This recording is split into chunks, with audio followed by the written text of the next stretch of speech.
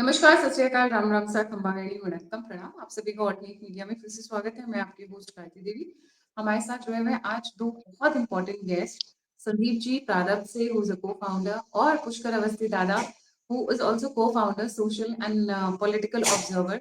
Details बहुत रखते हैं सब्जेक्ट्स के बारे में और सब्जेक्ट स्पेशलिस्ट हैं। सो स्टार्ट करते हैं पुष्कर दादा से, क्योंकि मामला है इस वक्त मुर्शिदाबाद का। मुर्शिदाबाद और मालदा के बीच में वो जो छोटा सा स्ट्रेच है ना, उसी को चिकन नेक कहा जाता है, जो सबसे क्रिटिकल एरिया है। ये जो मुर्शिदाबाद में आज कोहराम मचा हुआ है, उसके बारे में बात करेंगे। एंड डोंट गो अवे, बहुत एक्सक्लूसिव इंफॉर्मेशन और आज का और इतिहास का क्या संबंध है, इसको ड्राइव करते हैं। वेरी वार्म वेलकम दादा, very warm welcome Sandeep ji. जी, over to you. Ram Ram ji Gayatri, और साथ में सभी आपके जो दर्शक हैं उनको भी मेरे राम राम। जो प्रश्न भी पूछा गया है कि मुर्शिदाबाद में क्या हुआ, कहने को तो एक रोजाना की घटना है बंगाल की, कि वक्फ बोर्ड के खिलाफ जो है एक हुजूम खड़ा हुआ निश्चित रूप से, और उसने जो है वहां पर जो तोड़फोड़ की, वहां पर आगजनी की। उसके बाद जो है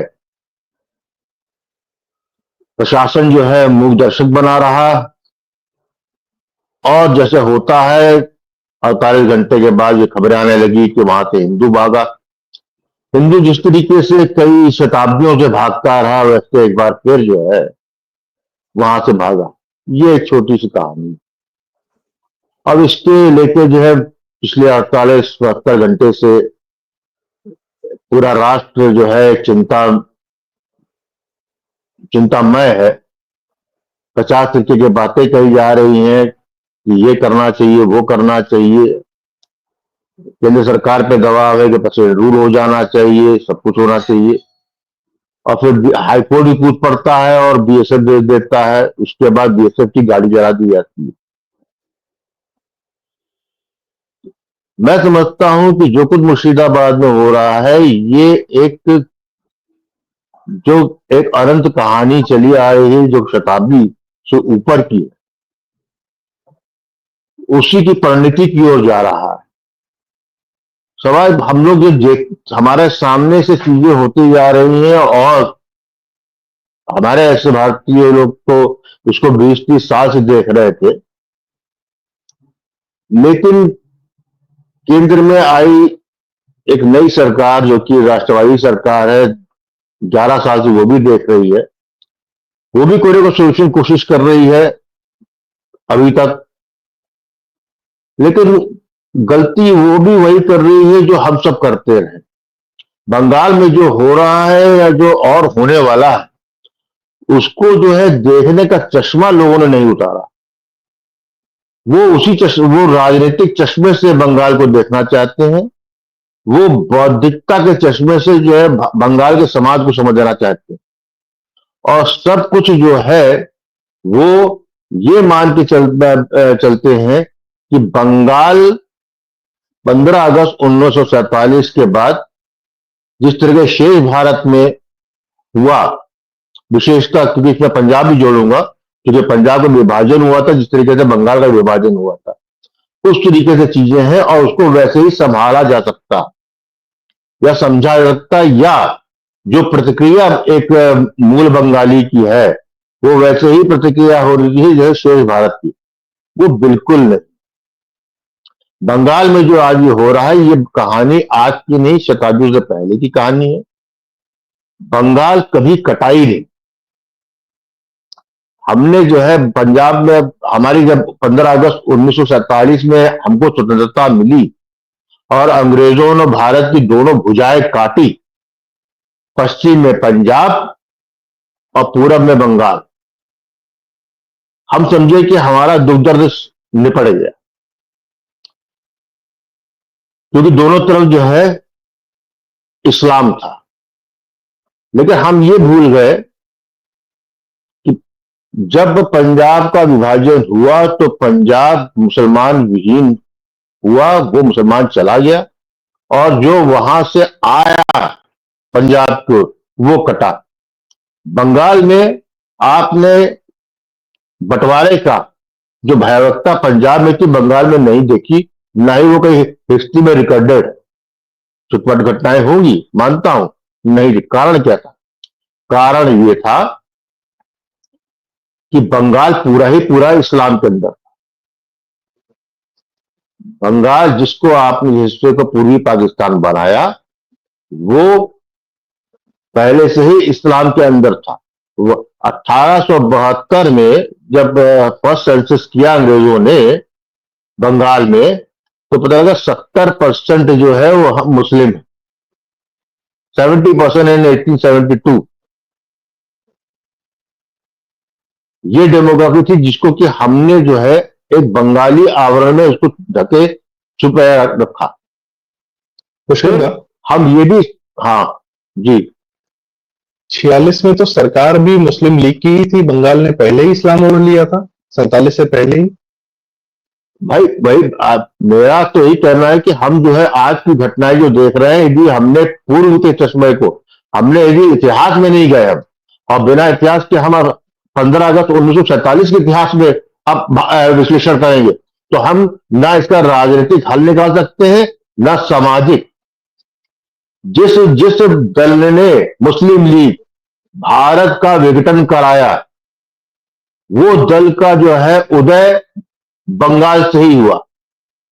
मुस्लिम लीग की पहली सरकार भी बंगाल में ही बनी। तो ये जो है ये हमको मालूम है। उसके बाद भी हमने जानते बूझते हमने जो है बंगाल को इस चश्मे से नहीं देखा, और ना ही भविष्य में इसके क्या परिणाम लेंगे उसके निवारण किया। उससे बड़ी बात क्या है कि आपका पश्चिम का भारत जो इस्लाम आया, वो अरबी और तुर्की लेके आया, आक्रांता लेके आया।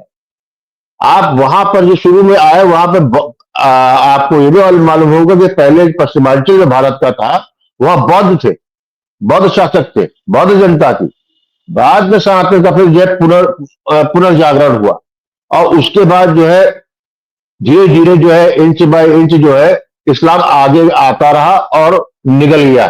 हमको जो बची कसी कसर थी, वो हमको जो है एक इलॉजिकल बंटवारे ने जो है जो बचा खुचा हिंदू था वो साफ करा दिया।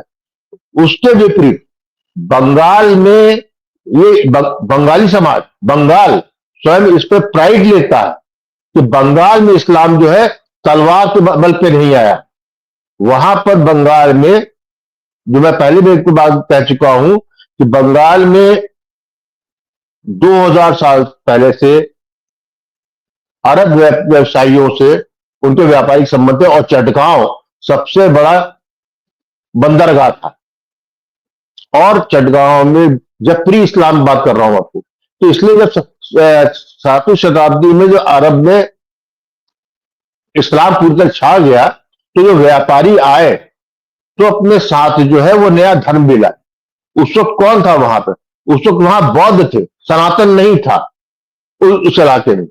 बेसिकली चटगांव और जो आज का पश्चिम बंगाल है, उसके बीच में जो हजारों किलोमीटर का जो एक क्षेत्र है, वो वन आच्छादित फॉरेस्ट क्षेत्र था, वाइल्ड क्षेत्र था। वो ड्यू टू जो है गंगा और इसके जो है उपजाऊ जमीन थी। बाद में एहसास हुआ कि भाई ये उपजाऊ जमीन है, तो जंगल काट काट के वहां पे खेती करने वाले लोग आए उसके अंदर।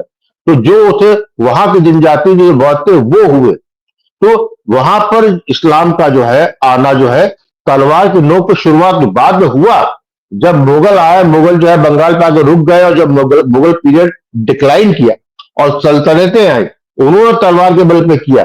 लेकिन जो उधर से जो चटगांव साइड से भारत की तरफ बढ़ रहा था, वो इस्लाम वहां पर जो है स्वाभाविक तौर पे आया।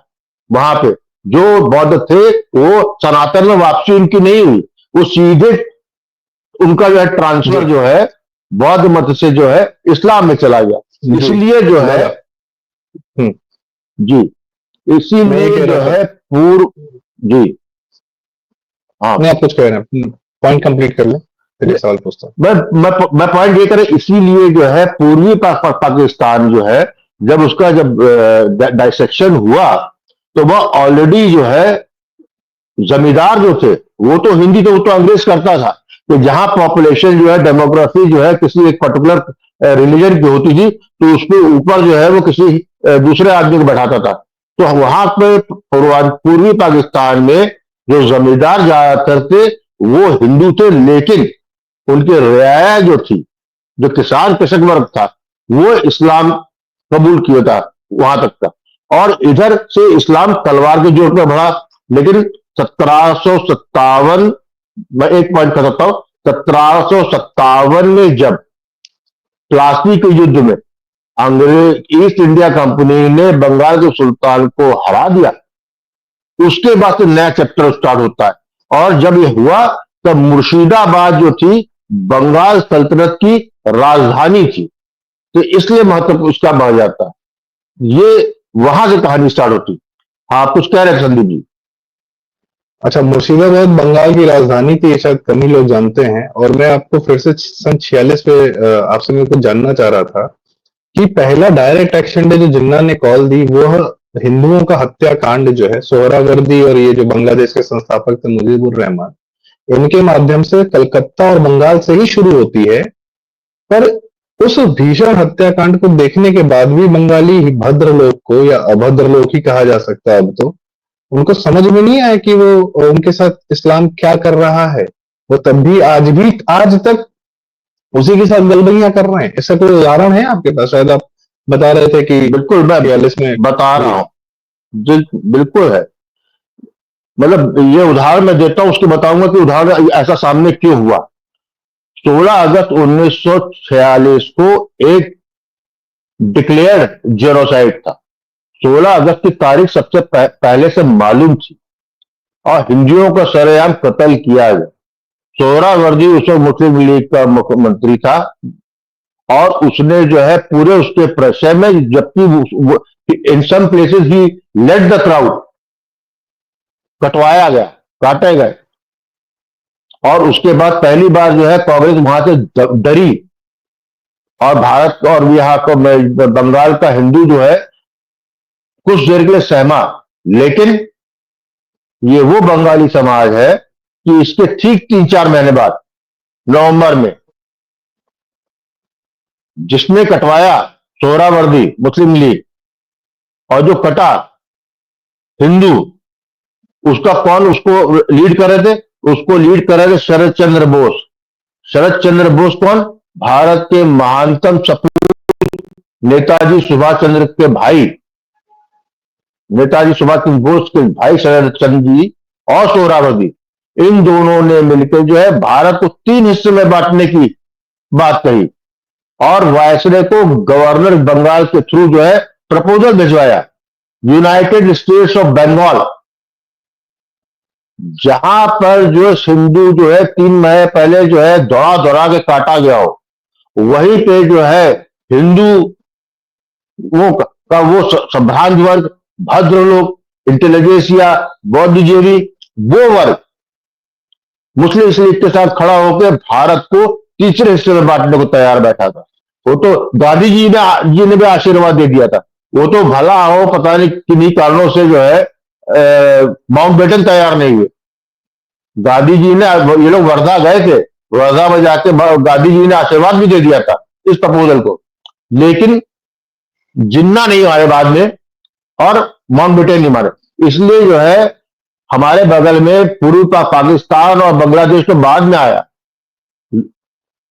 यूनाइटेड स्टेट्स ऑफ बंगाल जो है उसकी भी जो है 2 या 3 नवंबर 1946 को नींव रख दी गई। ये मानसिकता जिस समाज में हो, कारण क्या है? बहुत सिंपल है, आमार बांग्ला।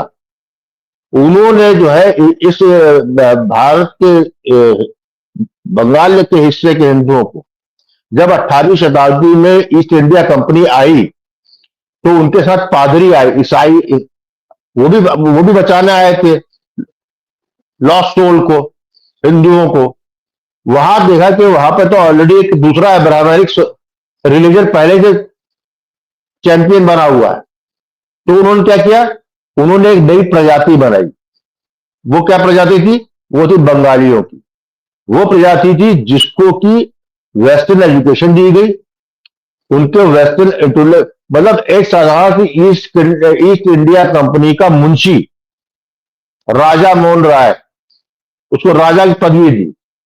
मोहन राय वो क्रिप्टो क्रिश्चियन, जिसकी कब्र इंग्लैंड में है, लंदन में है, जिसको कि हमारा जो है पूरा सामाजिक ढांचा जो है पूरा एक से एक बड़े बड़े बुद्धिजीवी हम बिना राजा राम मोहन राय के बात ही नहीं करता कि जो कुछ हुआ भारत में सनातन में, जो कुछ बाद में अच्छाइयां आई हिंदुत्व में, हिंदू समाज में, वो राजा राम मोहन राय के वो क्या था?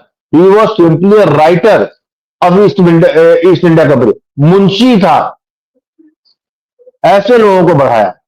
तो जब उन्होंने देखा कि ऐसा जो उन्होंने उसको बढ़ाया जो कि जिससे कि उनका शासन समृद्ध हो, उनका धर्म समृद्ध हो और उनको शेष भारत से, क्योंकि भारत का समाज बहुत बड़ा था, बहुत और एज ए राष्ट्र के रूप स्वरूप में भी बहुत बड़ा था। तो एक विशेष प्रजाति को विशेष बनाया गया। इसीलिए आप देखिए ब्रह्म समाज वहां सब 50 चीजें आई, एरा बेसेंट आई, ये सब वहां से हुआ। तो ये जो है एक वही से एक भद्रलोक की जो आया नाम, ये भी 19वीं शताब्दी में आया और उनको जो है एक सेंस ऑफ प्राइड, जिसको चाहे स्वाभिमान कहिए या बाद में जो अहंकार में बदला कि ये सबसे सभ्य है, सबसे इंटेलेक्चुअली इवॉल्व है, साहित्य इनको आता है, इनको यह संस्कृति आती है, इनकी संस्कृति विशेष है, ये विशेष है, इनका खान पान सब कुछ, गायन रविंद्र संगीत भी आ गया। This was deliberately done by the British and in that for 100 years that resulted into Bengali community in under the British rule. They treated themselves different from rest of India. ये चीज उनकी साइकोलॉजी में थी और इसी के कारण जो है इसी साइकोलॉजी में, क्योंकि उस वक्त शरद चंद्र बोस को यही लग रहा था कि हम सोहरावर्दी, हम एक अलग से दिखाएंगे शेष भारत को कि हम रह सकते हैं। वही क्योंकि रिश्ता जो है बोटी और रोटी का था। ये जो संस्कृति जो है हम लोग बड़ा जिसको कहते हैं कि बड़ा परिवार है कि हमको इस पर गर्व होना चाहिए, उस संस्कृति का एक सबसे बड़ा दृष्टिकोण यह है कि जिस समाज में की संस्कृति राष्ट्र से ऊपर हो जाए तो उसका उस नस्ल का खत्म होना निश्चित ही है, आज है कल। क्योंकि आप यदि किसी टेम्पलेट से नहीं बंधे, संस्कृति जो है कहीं फैल सकती है। आज भी आप ये देख रहे हैं कि पूरे मिडिल ईस्ट में इनकी जो है कुर्द लोगों की संस्कृति कई देशों में बटी हुई है, बलूचियों की अफगान में भी है, पाकिस्तान में भी है और ईरान में भी है, बटी हुई है, वो बच सकती है। लेकिन जब आप उसको जो है एक राष्ट्र, या तो उसको एक राष्ट्र का चोला दें और नहीं कर पाएंगे धर्म पे आधार पे हो देकर, तो धर्म का आधार, जिसका आधार दूसरे धर्म को खाना है, वो आपको खाएगा ही खाएगा। तो जो कुछ मैं देख रहा हूं ये उसी की परिणति है, ये किसका राजनीतिक राज हो ही नहीं सकता। एक आखिरी सवाल दादा, मैं गायत्री जी यदि आपके पास कोई सवाल हो तो आप भी पूछ लें। मैं एक छोटा सा सवाल पूछना चाह रहा था। नहीं संदीप जी, ये तो जी ये तो पुराना इतिहास हो गया, आज क्या है? ये जो बंगाली मानसिकता आपने बताई और ये जो दम्भ कि जो आज बंगाल सोचता है वो कल भारत सोचेगा, तो मुझे तो लगता है कि भैया ऐसा भारत ना बने तो अच्छा है। हमारा सारा प्रयास ही ऐसा है कि आज के बंगाल जैसा भारत बिल्कुल ना बने। तो ये जो बुद्धिजीवी है, जो भद्र लोग है और ये जो उसमें हिंदू समाज है और उसमें मैं को मतलब उसमें ममता बनर्जी है, बाकी लोग हैं, इन लोग को सरकारें चुनने की भी तमीज नहीं रही। पहले तो कांग्रेसियों को चुना, फिर 35 साल कम्युनिस्टों को अपने सर पे उठा, मतलब हमेशा बाहरी, भारतीय नहीं बाहरी, इस्लाम ओढ़ लिया, अंग्रेजों को ओढ़ लिया। एक एंग्लो इंडियन नाम की एक नई प्रजाति बंगाल में पैदा हो गई, एंग्लो इंडियन हो गए। उसके बाद आपके ये कम्युनिस्टों को ओढ़ लिया अपने सर पे 35 साल, रही सही कसर जो पूर्णतः इस्लाम ने फिर से वापस अपना कब्जा कर लिया। ये मानसिकता इनको कहाँ लेकर जाएगी? कुछ इनका समाधान है कि नहीं है दादा? देखो समाधान तो हर चीज का इतिहास जो है बहुत निरंकुश होता है। इतिहास जिसने इतिहास से नहीं सीखा उसके परिणाम उसको भयंकर देखने ही देखने होते हैं। जो आज आप बंगाल में देख रहे हैं ये आज आपको दिख रहा है, लेकिन ये बहुत पहले से हो रहा था। आज का बंगाल में और जम्मू कश्मीर में कोई अंतर नहीं है, ये समझ लीजिए। जम्मू कश्मीर में जो 90 के दशक में जो विस्थापन हुआ, उससे पहले तक यही जो है कश्मीरी पंडित थे, ये 370 का विरोध कर रहे थे 70 के दशक और 80 के दशक तक। और जो कश्मीरी पंडित ब्यूरोक्रेट कांग्रेस के पास थे, उन्होंने कभी 370 हटने नहीं दिया कांग्रेस को। ये बड़ा कटु सत्य है। वो तो जब जो कट्टरवादी इस्लाम आ गया कश्मीर की घाटी में, और वो इनको जो है इनके संग जो है इनकी स्त्रियों और बच्चियों से बलात्कार करने लगा, इनको काट काट के भगाने लगा, तब ये जो है अपने ही देश में विस्थापित होकर जो है विक्टिम काट जो है तब रोने लगे। यही जो है यही परिणति जो है बंगाली हिंदुओं की होने वाली। इसको आप इसको ये डिनाई नहीं कर सकते, कोई ताकत नहीं रोक सकती इसको, क्योंकि हाँ इसका है तरीका। तरीका यह है कि जो कश्मीर की घाटी में जो हो रहा था उसका केंद्र बिंदु जो है इस्लामाबाद था। भारत की सरकार ने इसमें 2019 में 5 अगस्त 2019 में 370 हटाने से पहले कश्मीर को इमिग्रेट करने, भारत में पूरी तरह से मिलाने के लिए उन्होंने बालाकोट और उरी किया था, और कूटनीतिक रूप से जो है पाकिस्तान को आइसोलेट किया था, उनको जो है भिकमंगा कर दिया था, उनका जो है मनोबल तोड़ दिया था। क्योंकि शक्ति जो है श्रीनगर में आती थी, वो शक्ति इस्लामाबाद से आती थी, और इस्लामाबाद की भी शक्ति केवल श्रीनगर नहीं, भारत के संपूर्ण भारत महाद्वीप में बैठा हुआ मुसलमान होता है। यही जो है कहानी बांग्लादेश और बंगाल की आज जो आपको मुर्शिदाबाद की प्रॉब्लम दिख रही, कलकत्ता में दिख रही, कहीं और आप कल परसों सुनेंगे, वो सब उसका जो है उसका केंद्र बिंदु ढाका है। क्योंकि 71 के बाद से ही नहीं, 71 से पहले भी कांग्रेसियों ने वोट बैंक की राजनीति के लिए सीमांत क्षेत्रों में मुसलमानों को वोटर बनाया, उन्हें बसाया। उसको जो है 70 के दशक में जब कम्युनिस्ट आए, वामपंथी आए, उन्होंने 3 दशकों में उसको और रिफाइंड तरीके से एक तरह से उसको ऑर्गेनाइज तरीके से किया, और जो उसका जो इसको करने की और तेजी से टॉपअप देना वो काम था, वो पिछले 15 साल से धरले से ममता बनर्जी जी ने किया। क्योंकि वहां पर टीएमसी जो है स्वयं उस अंडरग्राउंड कारोबार का, जो अंडरग्राउंड कारोबार था इलीगल इमिग्रेंट्स का, रोहिंग्या का, उस जो अंडरग्राउंड ट्रेन थी उसकी जो है एक बहुत बड़ी स्टेक होल्डर। तो आज भी जो है बंगाल का इलाज जो है वो अनडिवाइडेड बंगाल, जो 15 अगस्त 1947 का है, उसके अधीन है। 15 अगस्त के 1947 के कटे हुए बंगाल से नहीं है। आज भी जो है आपका जो भी समस्या का असर निकलेगा वो ढाका से ही निकलेगा। जब तक आप अभी ढाका, जो कि बांग्लादेश पिछले कई दशकों से अपनी तमाम जरूरतों के लिए भारत पर निर्भर, वो क्यों गुर्राता है आपको? वो इसलिए गुर्राता है, उसको मालूम है उसकी शक्ति जो है वहां से विस्थापित हुआ 2-3 करोड़ या कौन सी कितनी संख्या कोई नहीं जानता, जो भारत में घुसा हुआ स्लीपर सेल है, और स्वयं भारत के बचे हुए कटे हुए भारत में रह गया है मुसलमान, वो उसकी शक्ति है। तो वो उसको ब्लैकमेल करता है। तो जिस तरीके से आपने पाकिस्तान में किया है, उसी तरीके से इस सरकार को भी ना कोई राष्ट्रपति शासन कर सकता है, ना सर्वोच्च न्यायालय करेगा, ना कोई मीडिया कर सकता है, क्योंकि सब जो है पिछले कई दशकों से इस नैरेटिव के हाथ में बने हैं या बिके हुए। इसका सिर्फ एक ही तरीका है कि ये एक बालाकोट या उरी इसी तरह की एक कार्रवाई हो जिसके तहत आप बांग्लादेश के बॉर्डर का बफर जोन आप बनाकर जो है टोटली, इसमें बीएसएफ सीआरपीएफ भी काम नहीं करने वाली। ये बहुत हार्श ट्रूथ है। इसी कीमत हमको बहुत ज्यादा देनी है, क्योंकि हमने जो जेनोसाइड कश्मीर की घाटी में 80 के 90 के दशक में देखा, वो जो है आप बचे हुए जो बांग्लादेश में बचा हुआ हिंदू है उसमें भी देख सकते हैं, और जो स्वयं यहां पर है बंगाल में उसमें भी है। क्योंकि वहां पर भी हिंदू 2 भाग में डिवाइड है। एक वो हिंदू जो 150 साल 200 साल में वहां गया है, और एक वहां का बंगाली जो है। लेकिन वहां जो भद्र लोग हैं, इलीट क्लास है, जिस तरीके पाकिस्तान में अशरफिया क्लास है, वैसे यहां का बंगाल में भद्र लोग। इसको इसके दम को, इसकी जो इसको जो फ्रीबीज मिलती है, जो हमेशा सत्ता के साथ रहता है, जब तक वो नहीं छूटेगा, क्योंकि देखिए ऐसी सभी समस्याओं में जनता जनार्दन जो होती है, जो गरीब होता है, वो होता है, वो हमेशा जो है फॉर फॉर कैनन होता है। वो तो चक्की में पिसने वाले गेहूं में घुन की तरीके से इस तरह ही पिसना है उसको। तो आपका जो समाधान का तरीका 1 महीने का नहीं है, 2 महीने का नहीं है, it's a long war, it's a internal war. और ये लड़ाई भारत और की अस्मिता और बंगाल की अस्मिता के बीच की है।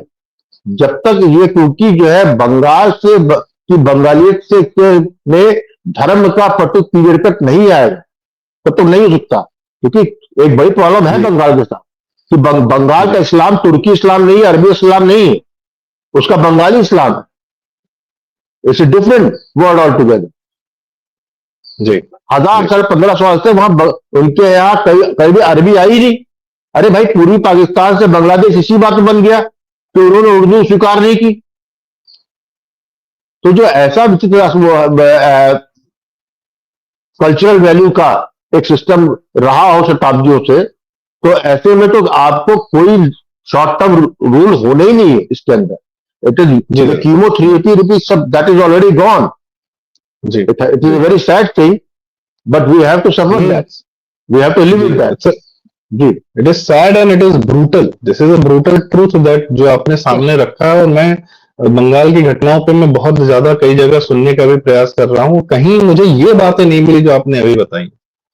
और इसका इलाज वाकई में बांग्लादेश से ही होकर निकलेगा, जब तक वहां फुल आप अपनी ब्रूटल भारतीयता स्थापित नहीं करेंगे। और सिर्फ पश्चिम बंगाल पर नहीं, पूरे बंगाल पर, जो पूरा बंगाल है, जब तक वहां भारतीयता कूट कूट के नहीं भरी जाएगी, तब तक आप ऐसे ही करते रहेंगे, झेलते रहेंगे। और शायद ये दुर्भाग्य है, ये बुद्धिजीविता जो अपने साथ दुर्भाग्य लाती है, यूरोप में लाई, अमेरिका में लाई, बंगाल में लाई, पंजाब में लाई, कश्मीर में लाई। जो एक अपने आप को भारत के ऊपर समझने का जो भी एक जाति या संस्कृति या कोई भी एक ज्योग्राफिकल एरिया अपने आप को भारत के ऊपर समझ लेता है। और यही शायद दिल्ली लुटेरेंस का भी हाल था। और बंगालिता और दिल्ली लुटेरेंस से बड़ा गाढ़ी दोस्ती रही है सदैव। और उदाहरण बहुत सारे हैं, अब क्या ही कहा जाए। तो मुझे लगता है कि जो आपने आज ये बातें रखी हैं, this has been amazing amazing. And क्या ही कहें, दुर्भाग्य पर आंखों से देखना है और शायद कीमत चुकानी पड़ेगी, जैसा आप अक्सर कहते हैं। यही बंगाल का प्रारब्ध है। Gayatri ji, over to you. Sir, आप कह रहे हैं ढाका से निकलेगा इसका जो सोल्यूशन है, ढाका से निकलेगा तो जी, फिर बांग्लादेश को या तो फिर अखंड भारत बनाना पड़ेगा, नहीं तो वैसे भी यूनिस वहां बैठे हुए हैं, वो क्यों सोल्यूशन निकालने देंगे? देखिए, जब मैं ढाका की बात करता हूं तो मैं ढाका को इस संदर्भ में बात करता हूं कि आपको अनडिवाइडेड बंगाल पे जाना पड़ेगा। 15 अगस्त 1947 के पूर्व के बंगाल में जाना पड़ेगा। वहां पे आपको उस रोशनी में आपको बात करनी है। ढाका पे जब बात करते हैं, ढाका सोल्यूशन ये है कि ढाका को जो आपने अभी तक किड ग्लव ट्रीटमेंट दिया है, उस ट्रीटमेंट का टाइम निकल चुका है। आपने, क्योंकि देखिए आज यहाँ पर जरूर अवामी लीग की हसीना बेगम यहाँ पर पनाह पाई हुई है, लेकिन ऐसा नहीं कि उनके राज में हिंदुओं पे वहां कहर नहीं हुआ। इनफैक्ट 15 अगस्त 1947 के बाद से पूर्वी पाकिस्तान में हिंदुओं का कत्लेआम होता रहा, लेकिन क्योंकि हमारे यहाँ जो है पूरा पंजाब सेंट्रिक रहा, वेस्ट सेंट्रिक रहा, तो हमको वहां की घटनाएं याद आई और उस पर हमारा फोकस रहा। लेकिन किसी भी हालत में पूर्वी पाकिस्तान जो बाद में बांग्लादेश बना, उसमें परिवर्तन नहीं आया। अब मैं ढाका की जब बात करता हूं तो मैं वहां पर उस संदर्भ में कहता हूं कि जिस तरीके से इस्लामाबाद को बालाकोट करके या उर्सू करके हुआ, उस तरीके से ये आपको मिलिट्री एक्शन लेना ही है। क्या लेना आपको एक्शन? आपको लेना एक्शन ये है कि भाई मुर्शिदाबाद है क्या? भाई मुर्शिदाबाद तो वो जगह है जो कि 15 अगस्त में आजादी के बाद 2 दिन तक पाकिस्तान में रहा, अपने को पूरी पाकिस्तान समझता रहा। तो 2 दिन बाद पता लगा कि ये जो है आप आजाद तो हुए लेकिन आप पूरी पाकिस्तान के नहीं, आप भारत के। That was the demography. तो ऐसे समय में आपको जहां पर फोरस आपकी बाउंड्रीज है, आप और जहां पर धड़ल्ले से कितनी बार देखा है कि आपकी बीएसएफ लगी थी, वो भी पैसा लेके जो है यहाँ से गाय तस्करी होके बांग्लादेश जाती थी। It is a very routine thing. और जितने वहां पे जो आपका बॉर्डर एरिया है, आपका चिकन लेग से लेके नीचे तक का, वो सारा सारा डेमोग्राफी तो पूरा मदरसे और मुसलमानों का भरा पड़ा है।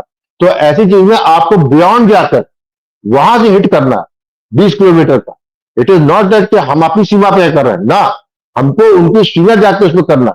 उसमें 50 तरीके की बातें होंगी, उसमें प्रेशर भी अंतरराष्ट्रीय होंगे, लेकिन बहादुर कौमें अपने हक के लिए, अपने सुनहरे भविष्य के लिए इस तरह की चीजें करती हैं और कर गुजरती हैं। और जी ठीक है, उसमें कुछ कुछ कुछ कुछ जो है गड़बड़ा कभी कभी हो जाता है, लेकिन इसका मतलब ये नहीं कि आप रुक जाए।